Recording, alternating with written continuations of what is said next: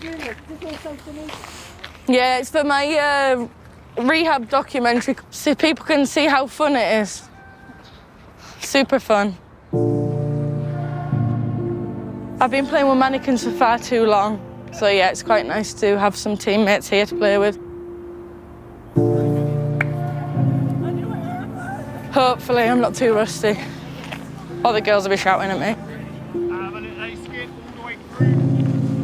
It's been a long time coming, you know, 9 months nearly I am now, and I'm just obviously starting to get integrated a little bit more with the team. And yeah, it's been tough grind, both mentally and physically, to get to this point. So yeah, I'm really happy I've got here and can see that light at the end of the tunnel.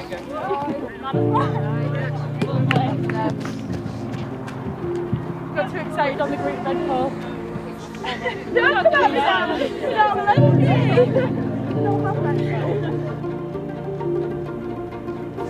Everyone happy with that? So jog it out, it's no flat disc. Yeah. Get back in the pocket, not get back. Switch it out, Vic. Switch it out, Vic. Big right. Vic, good. We are got it. Good. Okay. 1 second. Back. Who's on the knee?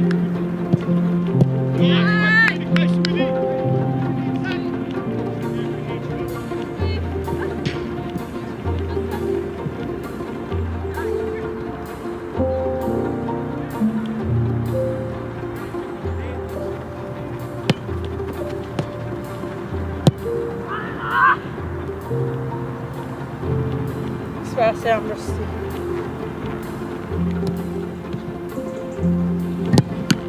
Hey, now.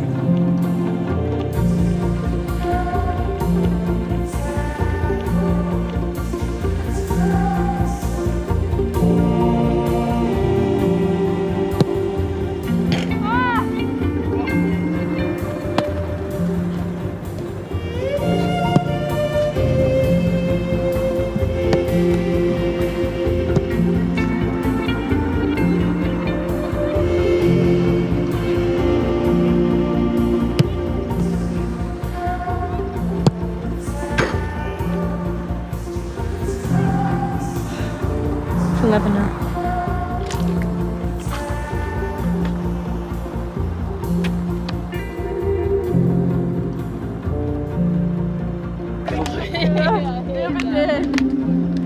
She got it mixed up. She went in between with a claw. Well done. I quite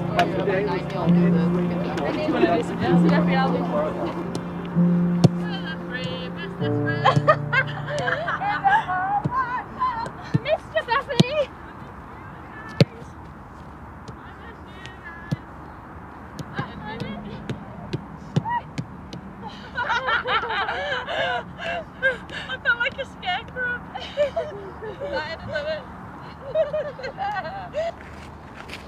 So Beth, you haven't actually met Amy yet. Amy does, You okay? Amy's actually experienced an ACL herself, and We're in the club. So, yeah. but she's done a lot of research over the years in prevention and rehabilitation. Yeah. So I actually started out as a footballer as well. Grew up, maybe didn't realize quite that I wasn't as good as I thought I was. We've all been there. Wanted to find a way to stay close to football. Was also a science nerd at the same time, and had a little bit of coaching background. And so me, physio was the way to kind of tie all those together. Had a lot of athletes, especially younger academy athletes, who are having ACLs and sometimes even having second ACLs and developing all these questions about, like, why is this happening? How do I prevent it? How do I prevent it from happening again? So I actually went back to school again and did a PhD in biomechanics and movement science on, like, exactly that. Is how do we prevent ACL injuries from happening in the first place? How do we make sure that athletes are really getting back to where they should be, really getting back to their pre-injury level of performance? And then how do we prevent them from happening again? Plenty on the CV. Nice. She knows what she's talking about. Yeah. This is where I got so annoyed at myself. So, like, obviously left leg, good leg. Yeah. Can drop through it, hardly use this, drop it low. Yeah. Right down, knee forward. Yeah, obviously, bad leg. Very much rely on the TRX. Yeah. Try and push forward. Can do okay, but lean back a bit. Yeah, And then yeah. obviously drop it out because I'm trying to push forward as much. It's just, yeah, again, the tightness. I'll get there, Yeah. but figuring it out is If another you were thing. to just drop down to where you feel that tightness, Yeah. have you played around with moving forward and backwards Not yet. in that tightness? Not yet. So if I was to do, so my biggest tightness starts to come here. Yeah. So if you were to say rock Yeah. it in and out. Yeah. So I could probably do that as part of my dailies. Pay attention to what's going on in the gym, too. Yeah. Because if you're really focused in here, right, You get all in your own head with attention it, is yeah, there, right? So yeah, it might not be the prettiest rep if you're watching what somebody's doing elsewhere, but no two of your shots look the same, no two of your crosses look the same, right? exactly. If you beat the same defender twice, it's never the same way. Yeah. So do we need to do every single rep in the gym the exact same way? Probably not. So we've covered loads of topics in the last couple of days and we've pulled everything apart. But the underlying question we keep coming back to, why there are so many ACL ruptures in women's sport compared to men's sport. Because the stats don't lie, the numbers, especially in professional women's football at the moment, the numbers are frightening. If we're having this conversation in 10 years' time, we're fouled. Yeah. Because we need to do something about it. So why do we think, $1 million question, why do we think it's so prevalent in women's football? It's like asking you the question, what made you Beth? What made you one of the premier women's footballers, right? There's so many factors that go into that. We don't necessarily have an answer, but there's probably so many components to it that it's hard to say, this is the one thing. I think the two parts of it. So there's the nature, we are, like, as women, different to men.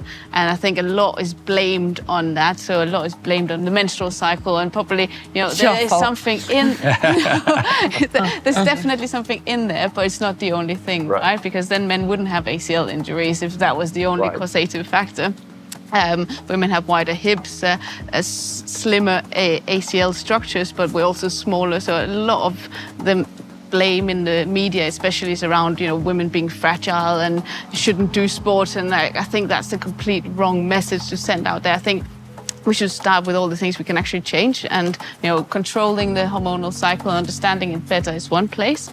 But also factors that we've talked about around, pitches, even in the Super League, are not the same quality. No, not all of them, no. And then when you play amateur, often the women are pushed to the pitch at the furthest back, which is the one with the big holes in, and the boys play on the front pitch. Access to gyms, etc. So there are all these factors that we can do something about, which is more the nurture, so the environment we're in, rather than the actual female itself. So there's so much we can do still. Yeah, easy answer people say right now is, it's the menstrual cycle, it's the female sex hormones.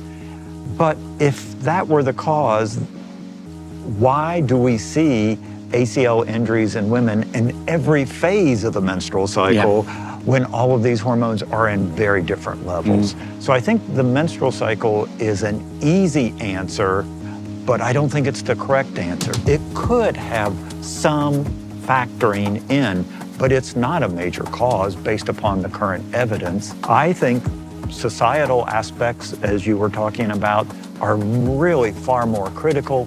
And I think the issue of strength and conditioning in women, in girls, as they're moving through the ranks in sport, I think that is something that is a far more important factor. We're talking about the best and Vivs of this world because they're in the spotlight. Well, I'm seeing academy players that are doing their ACLs. Young girls. And I've spoken to other clubs where they've had 4 or 5 academy players in one season do their ACLs. Yeah, but don't hear about them ones. But you don't really hear about them. So I actually think we're only talking about the tip of the iceberg. Women's football is really important to England. And I think the more we can continue that message, the more we can have role models like you, the more we can have these discussions in public forums, it's only going to benefit.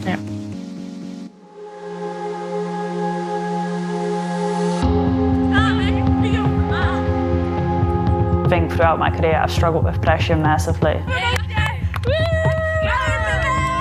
I spoke to my mum a lot. I've always kept in touch with her every day, so it was just for me another phone call, and when you pick up it felt a bit different.